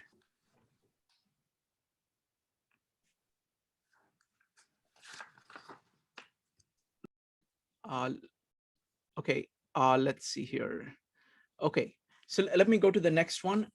So what I want to do is I want to discuss briefly about, firstly, I'm just enormously happy with this conversation. I think this is really, really good. Okay, I think just going through it, and Jason, thank you very much for reading out the Chinese and all the interpretation. So what I want to do is I want to continue the format. I like this format very much, of people reading out and then discussing it, dividing it into sections and then discussing the ideas section by section. Okay, so we'll do that, and we'll try to cover as much as possible. I don't want to hurry it. At the same time, I don't want to belabor it either. So typically we're going to start with, let's say, number 2 to 5, and we will start with number 2. If we can get to 3, 4, 5, whatever we get to, the next one we will start from wherever we are starting out, and we will keep each of them as a full unit. If we start something, then we will finish it. That's the principle, because it's a tremendous integration. It's impossible to keep it in mind across this one. You want in one sitting to take in everything, discuss it thoroughly, and go ahead. So what I want to do now is to talk a little bit about Chinese. I know very little about this subject, by the way. To talk a little bit about, or at least raise some of the questions that I have in my mind about the difficulty of Chinese, or understanding this Chinese translation as compared to all other translations I've read. I've read translations from ancient Greek, Latin, from Sanskrit, from different languages. But this is actually, the level of complexity of this, difficulty of this seems to be significantly higher for me, because, and my suspicion is that it is because of the difference between the alphabet and the Chinese ideograms. Because the Chinese ideograms capture so much in that, in that one character. And there are these, 40,000 characters as opposed to the 26 characters. And how do you kind of match, and how do you actually communicate well between these things? So I want to open it up for people, especially who know Chinese, who can read the search, Jason, Kevin, and Jean, about your thoughts. So Jason, can you talk a little bit about this topic? Okay, okay. So Chinese is a difficult language, but I would say it's more efficient. Sorry for bias, okay. Because I have a proof, because my cousin been in Taiwan for until 6th grade. So his Chinese is pretty good. And then come to America, and right now be a professor in the college. Okay, so his English is also very good. So he told me Chinese is better because because he can read much faster than reading in Chinese than English. Okay, that's the proof on that. But okay, okay. But I'd like to say is this Dao De Jing is a little bit different than most of Chinese. Okay, because Dao De Jing and another one called Zhuangzi. Okay, they are Taoism. They are from the southern part of China. So their language is a little bit different than when you study Confucianism. Okay, that's from the northern part, or today's language probably sourced from the north. So it's also a little bit foreign for the orthodoxical Chinese. Okay, so I think that's why you find out it's difficult on this language. Okay, so that's the thing I like to say, but I don't want to talk too much on this. Sure. I can answer any kind of question. Okay. I can give you an example of how difficult of the Chinese character, because when I was young, I was doing the publishing, okay, in teenager, okay, school journal, and at that time there's no computer. So, but how have you ever think about how do you type when you publish? Okay, the keyboard is like a box. Okay, there's a couple hundreds in there, so you have to search the word. And like Shrinkan said, there's at least not only 10,000, 20,000 words. So when this 100 words you cannot find it, and the person who type it, they have another big box next to her or him. Okay, they have all this, so they have to dig through and find the box and find the character and put it in. That's how difficult. Okay, when there's no computer, how do they type, and publish the book? So that's why the printing technology was invented in China, but the popular education, okay, is improved in Western because it's so difficult to print. Even Chinese have the advanced technology because you have to make so many characters. Okay, unlike English, you only make 26 upper letter 40 52. That's it. So that's the problem. Yeah. Wonderful. I want to follow up on one thing. You don't have to be defensive about Chinese being more efficient. Let's talk about that. Like I was talking to a colleague of mine who reads Chinese and English, and what she was saying is that the way in which her mind processes Chinese is very different, because she looks at it and those characters actually speak to her almost in parallel.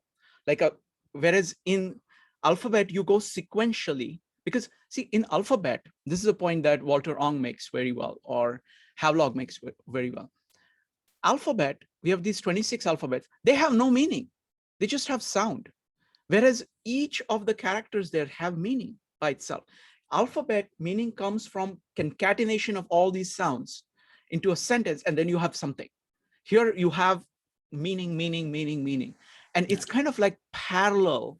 So there is a lot of kind of parallel processing going on in here when you're reading Chinese, which is not, whereas in alphabet, it's more kind of linear, kind of left brain kind of a process. Is that a fair way of describing it? That's very true. Okay, another way to look at all Chinese reader, they through translation. Okay, so English reader, they read, right? They got it. Okay, all Chinese read it. Okay, they translate. You see, and you convert to sound to your brain. So it's through translation. So we are using two languages instead of one language. So, Nice. No. So to defend Chinese speaker, we are smarter because we.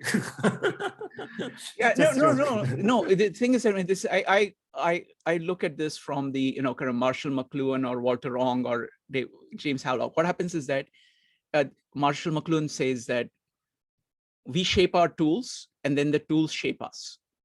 So what happens is that alphabet is a different tool than the Chinese ideograms. And we've shaped both of those things. And because we have shaped them, they actually shape us in the sense that the way we process them in our mind, how we think using language is different because that script is different. And it's an enormously large topic, and I look forward to it. I also like your point about that this particular work, Dao De Jing, as being not the current Chinese. This is an older, classic Chinese, or I don't know whether it is called. Go ahead.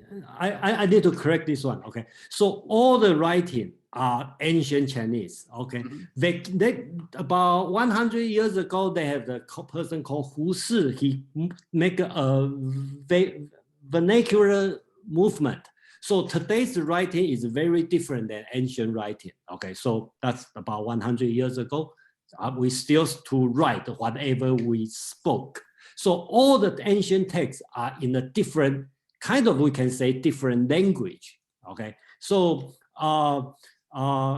that's why China is so big. The dialects are totally different. They cannot communicate, but still can unite together because the language. Okay, the language is not what you spoke. That's the problem. Okay, but that also become a tool to unite people together.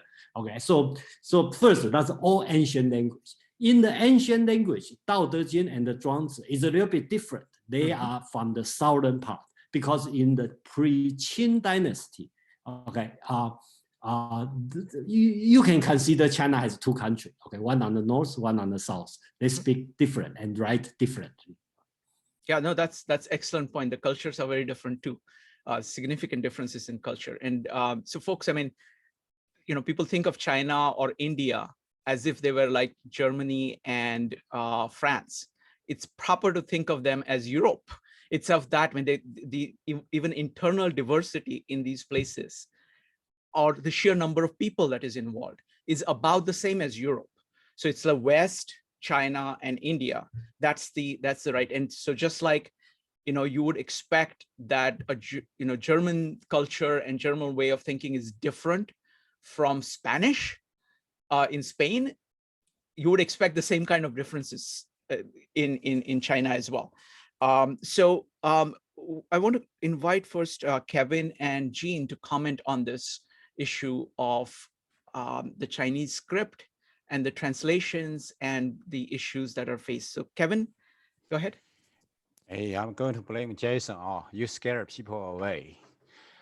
Here's one word it describes Chinese is like, I would say wonder. Just we use that.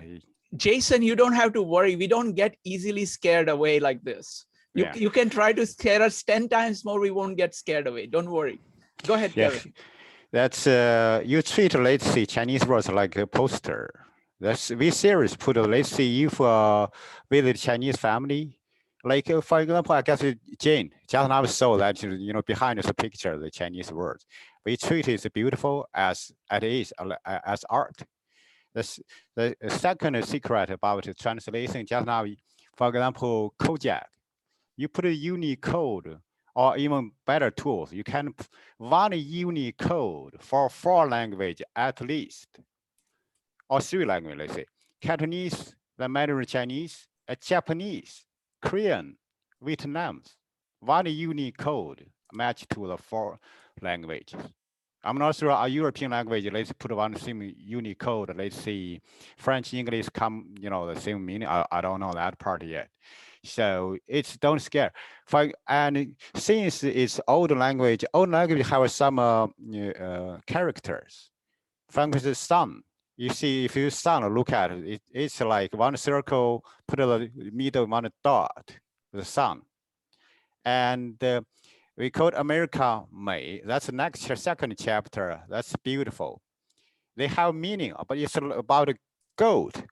It's so beautiful. You can. That's why I appreciate. Sri Lanka. You take 2 hours only to move. First chapter, last 50 words. I thank you, slowness, and it's make beautiful. Well, yeah, I'm going to pause here. Thank you, Kevin. I mean, what I want to do is I want to just go through it thoroughly. And if it means that if we can go through things within 15 minutes, we'll go through it in 15 minutes. If it takes 2 hours, we'll go through it in that. All right. So let's go with Jean and then Elena and Judith. Jean. Yeah, sorry, I'm actually taking my kids to the vaccine. So we just did the vaccine. No problem. Okay. So I think the difference between I think because Dao De Jing is very special, is ancient Chinese, and also I think somebody mentioned is Daoism. Daoism is kind of like very abstract. It's not like common Chinese. So that's the reason. Jean, I want you to be safe. Are you driving? You'd ask me to park at different area. Okay. We need wait after the shot. Okay. So we need to park at the. Okay. Do you want to talk later on once you're? Yeah, I okay, can do that. Sounds good. Sorry. Sounds good. No problem. No problem. I just wanted to be safe. Next up is going to be, folks, we are now talking about just the Chinese script and how to try to understand what is being said in English. So it's going to be Elena followed by Judith. Elena. All right. So my question is, actually I have a question that's going to be giving just the input. So the question to anyone who speaks Chinese or any other forms of languages Oriental. So Jason and Jean and Kevin, do you see when you going from the previous point, when you say gate or gateway, do you see this as a door that's or something that's abstracted? And again, the meaning of the Chinese Chinese interpretation of what it is it abstracted or non-abstracted? Because in English we have a gate and gateway. So would you please tell me how you see that or whatever perceive that particular phenomena? Or is it open up as a gateway, as a path, or is it somehow abstracted? Okay, thank you so much. Thank you, Elena. Jason, would you like to explain what gate means in Chinese? Okay. In the this book, the Dao De Jing, it use men, which means door. Okay, and I believe personal to person impression will be different. Okay, so I just can speak for my impression. I think the word itself look like something open.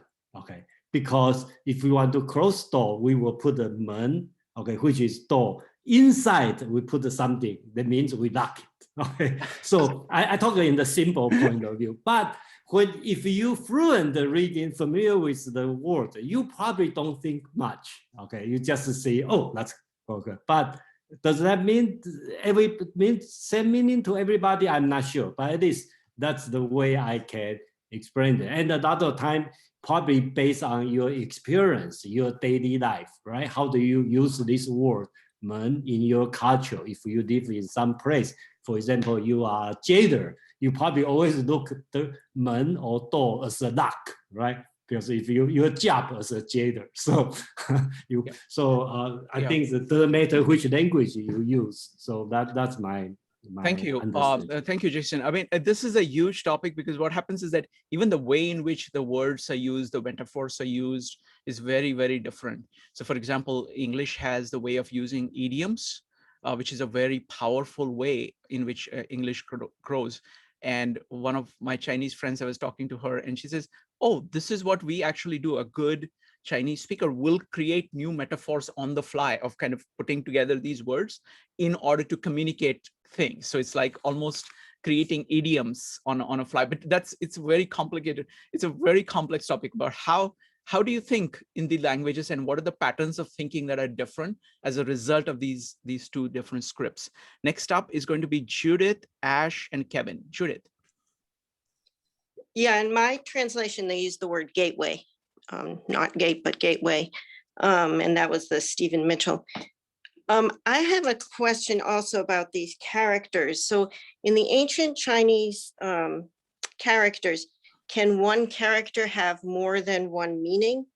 And if that's the case, then, or maybe you already said this and I didn't understand, but when the Chinese translators translate, then they themselves are almost like translating into a newer language, right? And so is it like translation upon translation happening, or who understands the ancient Chinese characters? I mean, people from all around the world, I suppose, could study them, but like, where does that translate? How does that translate into the modern vernacular?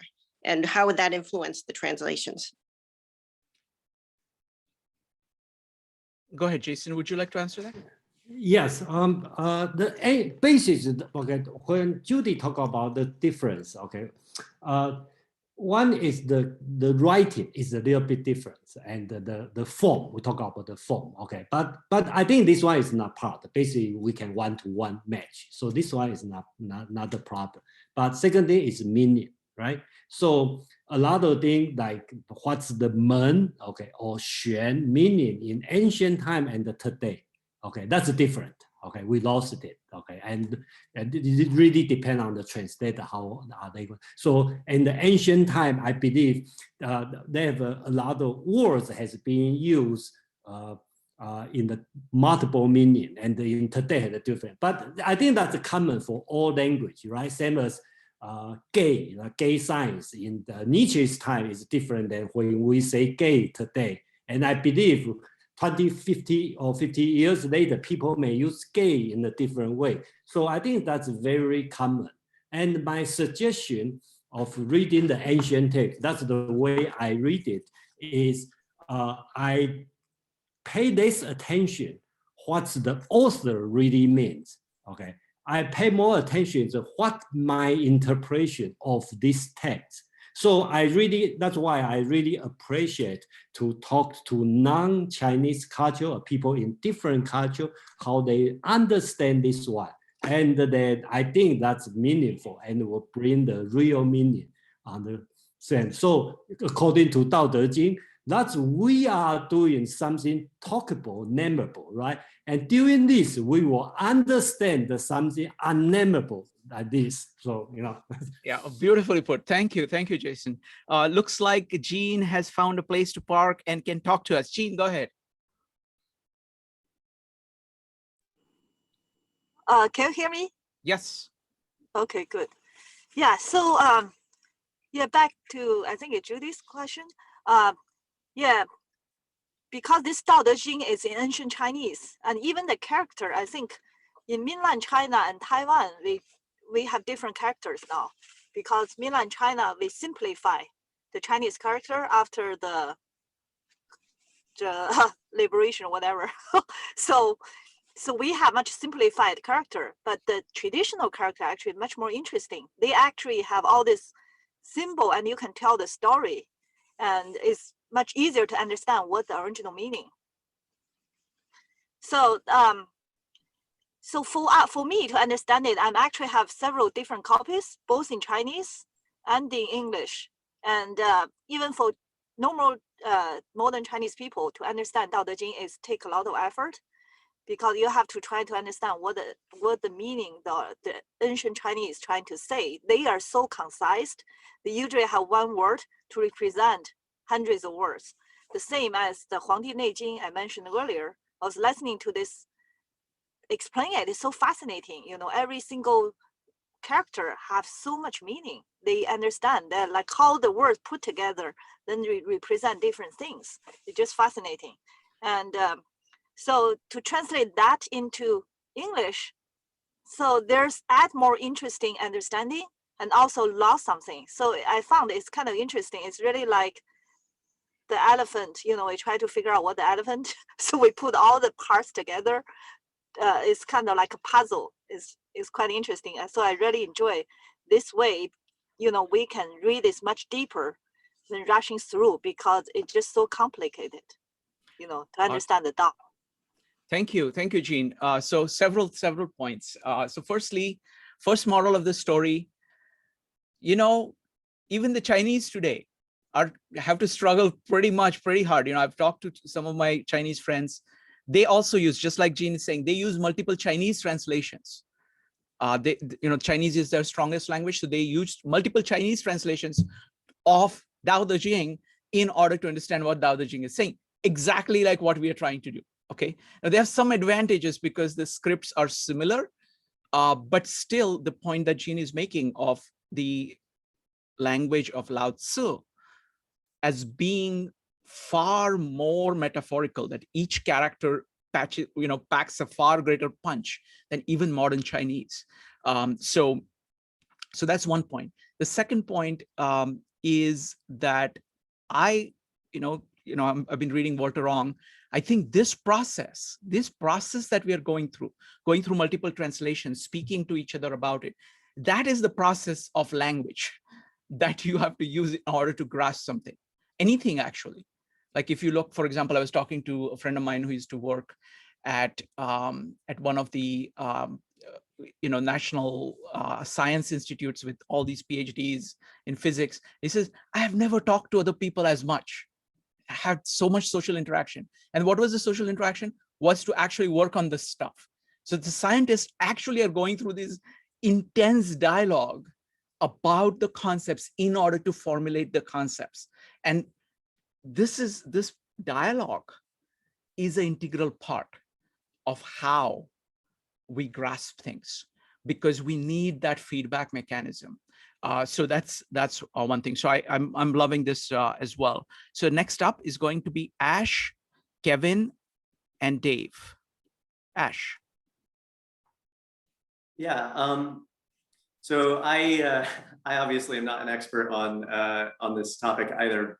So maybe some of the people fluent in Chinese here can comment on the accuracy of this. But my impression is that kind of the difference between the Western phonetic alphabet system and the Chinese ideographic kind of character system, from just this discussion here and things that I've read before, and even just learning about like the meaning of the symbol for the Tao itself and how that breaks down and to the different elements of the character and how they work together to form this meaning.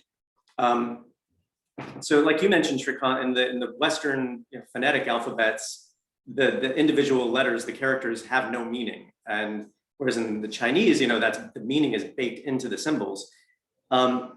So to me, I think that makes people where that is their native language and the first written language that they learn, it makes them have more of a tendency to do what Temple Grandin called thinking in pictures, where in the West with the phonetic alphabet, obviously within the West, people can think more in pictures or more auditorily depending on different things. But I feel like with that more ideographic writing system, it makes you think more in pictures. And when you're thinking more in that more concrete way, obviously you can still think abstractly, but it kind of keeps you connected more to the source. And so it helps a little bit against the tendency to separate the word from the source that we were talking about earlier in this chapter.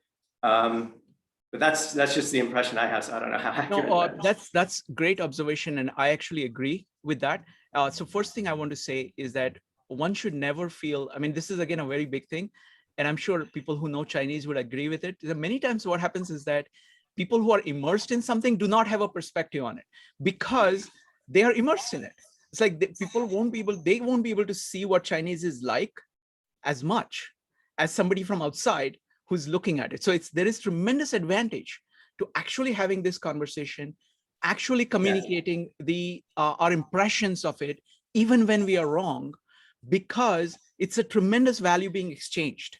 Yeah, just if I can jump in on that, I mentioned Temple Grandin. I think the reason that she was able to have that perspective on her own thinking process, where she thinks more in pictures, is precisely because she's autistic and she observing the difference between her normal mental processes and the way that more neurotypical people in the West at least tend to think, I think gave her that outside perspective that you're talking about. So yeah, I think that's right. And again, let me just follow up on what you said. I certainly think that if you have the alphabet itself capturing so much meaning, it actually ties you to percepts and kind of perceptual reality far more deeply. And you never lose that as you're reading. Like, whereas alphabet, it's like, it's completely abstracted out. And then you kind of have to remember to kind of keep doing that. But this is kind of, so this, I think I agree that there is a kind of a visual element. And I can see that in the Chinese culture itself. You look at painting and how big a part of kind of the culture and thinking, the painting, calligraphy, visual things, you can see it's like the Japanese is kind of like a continuation of the same kind of tradition. You can see the attention paid to the visual field in every walk of life. And you can see that it's there. And so I think there is some connection between the script and a way of thinking, the way we use the mind. And that's something I really look forward to exploring, that I'm working with several people. Ong is very good on that, of saying, okay, alphabet. So, I mean, what he does is that he says, because there was a time where we did not use alphabet. And there are many, many languages today. Of the 1,000 languages existing today, only like 150 or so, less than 200, use alphabet, use writing system at all. So what does that oral language look like, even without alphabet? What is its flavor? And then, with scripts, written scripts, you have got alphabet and you've got these ideograms. What is the impact of each of them? So it's a fantastic point. And I look forward to exploring that in great amount of detail. I want to give a chance for other people to comment. We will keep coming back to this issue again and again, because this is heart of what we are doing during the interpretation. Next up is going to be Kevin and Dave. Kevin. Yes, thank you. Regarding the translation, for example, which now we use the Hmong, right? I post two. One is from Kojak. You can see the different phrase. The right side is English. So it's I also use another approach. Let's see, use the modern Baidu, the Chinese Google, Baidu. Let's see what they understand current in the modern world, understand the Mun, the door, or gateway, or gate. And it's got a 90 meaning. For me, it's only half of the old ways. That's another about the culture different. We're going to try, let's see, understand Dao De Jing from those perspective, that kind of period of time, or we're going to, let's see, modern practice from Chinese, or let's see another modern global practice from global culture. People can understand better, apply to the own experience. For example, we use, let's see, culture change, especially Japanese, let's one example. Frankly, if you recall Brian, he talked about Japanese culture. Mm-hmm. It's hard to know what is, especially workplace. It don't tell you directly, do this, do that. Underlie, you have to take initiative, do your own. Another example, let's see, from a young couple, let's see, they try to get, let's see, I love you, right? That's normally, we don't do this way. We don't directly see it. That's mean it's kind, I don't know, that feeling is awkward. Let's say I will see like something, a lady, that looks nice. You have to, as a gentleman, you have to interpret what does that mean. They want to buy, let me buy for or what, that's kind. Another, even I see the riddle, the doors have different riddles even, for that. A modern world understand this word, for example, it's a halfway. Another halfway is a metaphor. We used to be the same. Like, for example, let's see in English even. Open your mind, believe your gut, right? Thank you. What? Yeah. Right. Go ahead. All right. So Jason was also saying the same thing. See, ultimately, you have to trust yourself. You have to listen to everybody, and you have to trust yourself. And both are required in order to proceed. And whatever inklings you have, that's why one of the strong recommendations I have is write about these things. Try to capture in your own words what you think you're learning.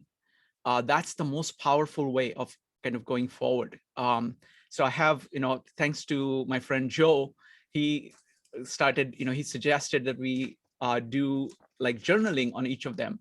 So I have like 2-page a notebook where one side I try to do summaries, I do comments. So it's like I have like 2-page summaries of all of these things, and I keep adding more and more to it, of different kinds of writing. One is kind of summarizing the points, that I'm trying to take all the points and putting it together, but that's a long story.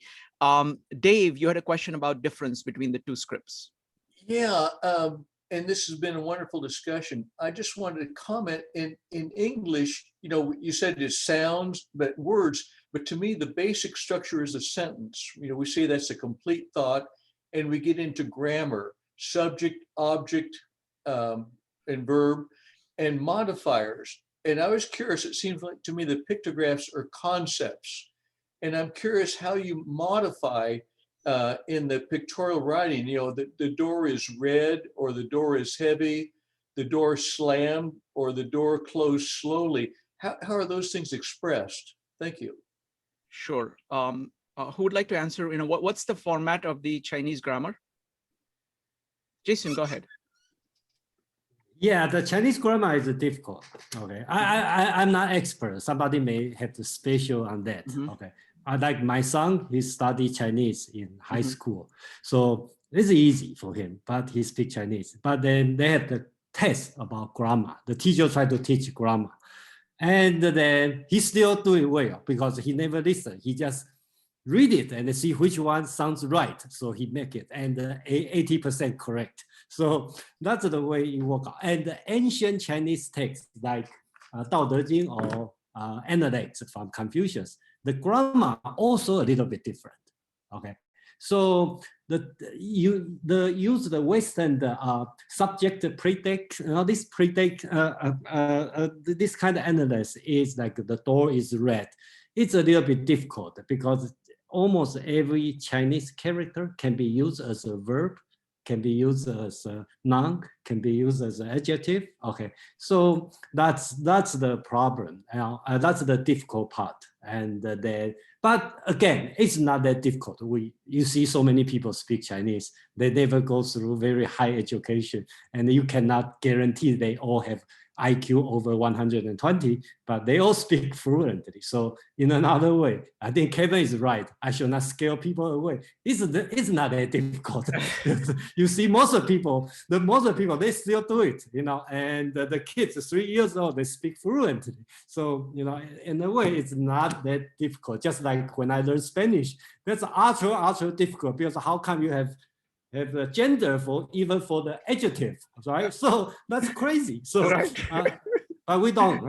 In a way, it's much easier. So about the writing, we have the symbol on that. That goes through the translation. They'll be very interesting, right? For example, Ronald Reagan. Okay, you want to translate, so you will use Chinese character, use the same sound. Sounds easy, but there comes the problem because every character, even the same sound, they have a different shape. Different shape represent the different meaning.